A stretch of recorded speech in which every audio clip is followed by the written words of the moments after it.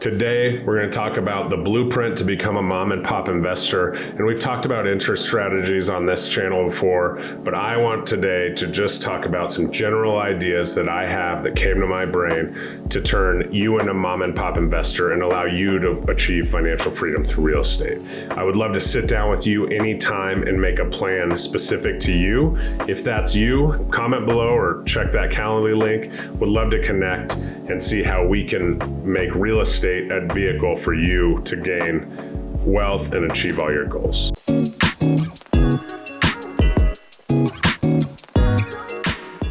Hey everybody, Jeremy Kane, eXp Realty here. One of my favorite topics today, becoming a mom and pop investor. Can't wait to share this with you. If you like what you hear, subscribe. We definitely are pro investor and I want to help everyone gain wealth through real estate that wants to. So definitely check that Calendly link below. Give me a subscribe, like, let's start the conversation.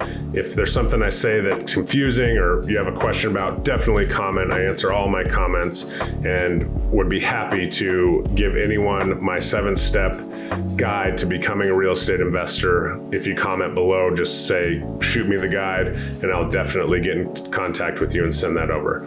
All right, becoming a mom and pop investor, something that I did at 18 without even knowing it.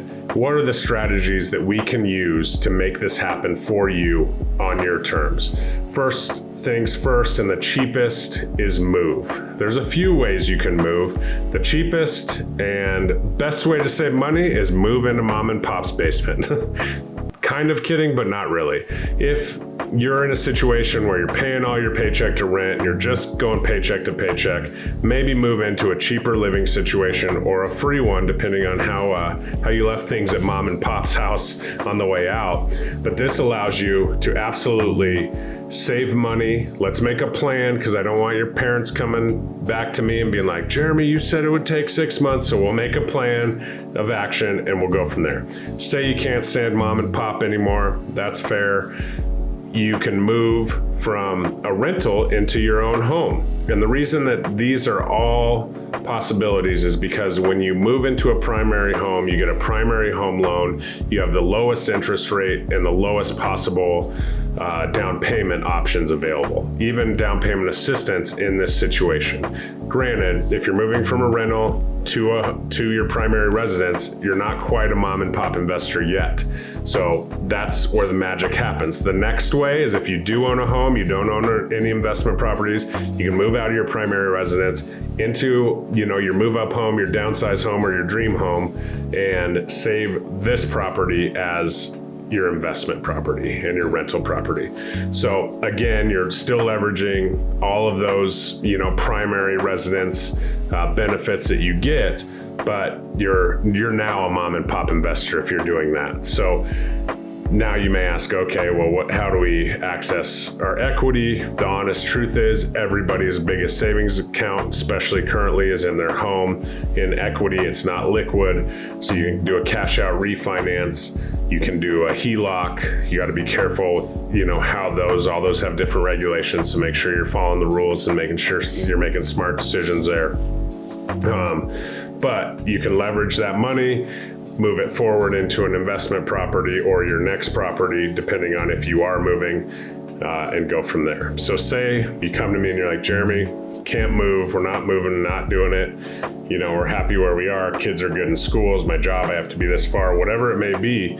If you don't want to move to be a real estate investor and purchase a home, you have to have 20% down. You purchase a home for 20% down, get a real estate investment loan. Again, the interest rates are going to be a little bit higher, so you're going to build that in. At the end of the day, if it's for investment purposes, you're going to be dialed into the numbers and the figures and what's your mortgage payment going to be, and what are the costs of this and what kind of community it's in and all that stuff.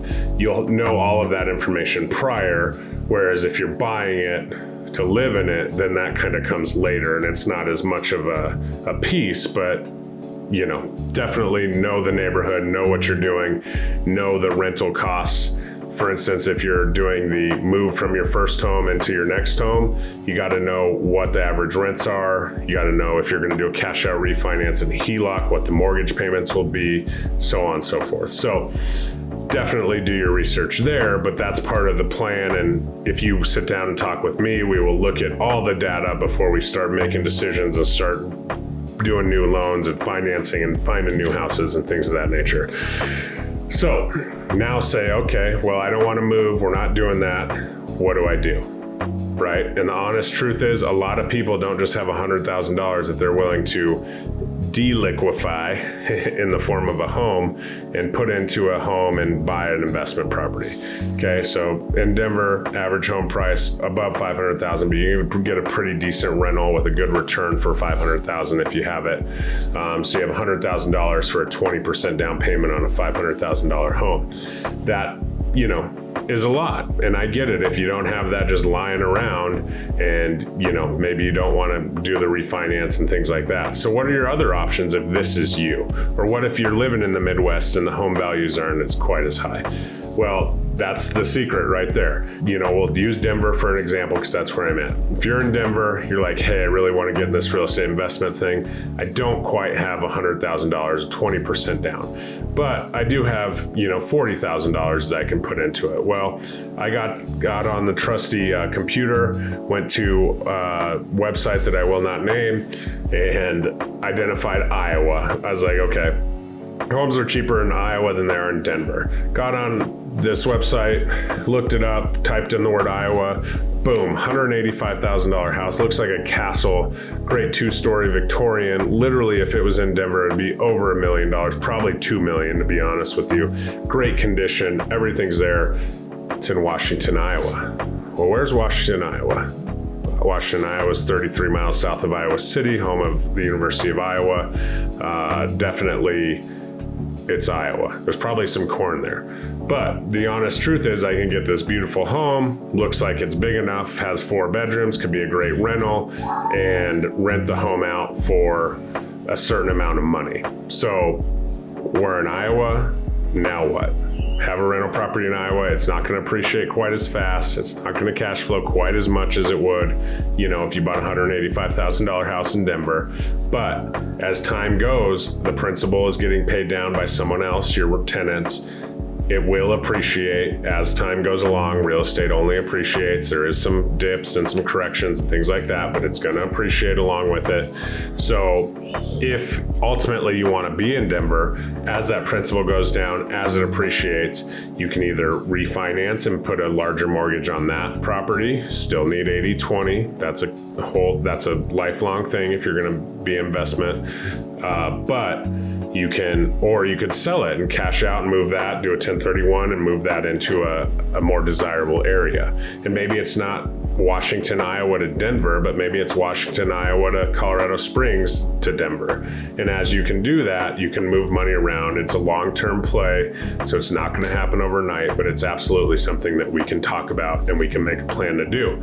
So if you have the dream or you just know that real estate investment is for you, but you have your, typical hourly wage job, you can't save a ton of money, we can talk about these strategies and make a plan to get you in, because once you get in, then your money's going to grow a lot quicker. All of my friends that purchased houses that call me and say, hey, Jeremy, we want to move, they're able to purchase a house because they have that equity over the last 2, 3, 5, 10 years, whatever that may be, as collateral to put towards the next house.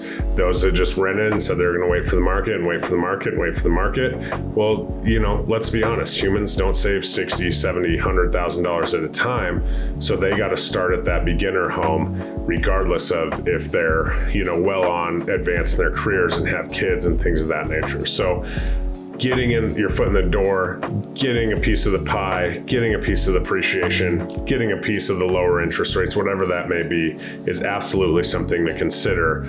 If you want to sit down and talk about it, please comment below. I will definitely reach out to you. I'll put a link to my calendar as well in the description. Please check that off. Let's make a plan for you and let's build financial freedom for you. Thanks for tuning in. Jeremy Kane. Throw me a subscribe. Would love to chat with you anytime. Bye-bye.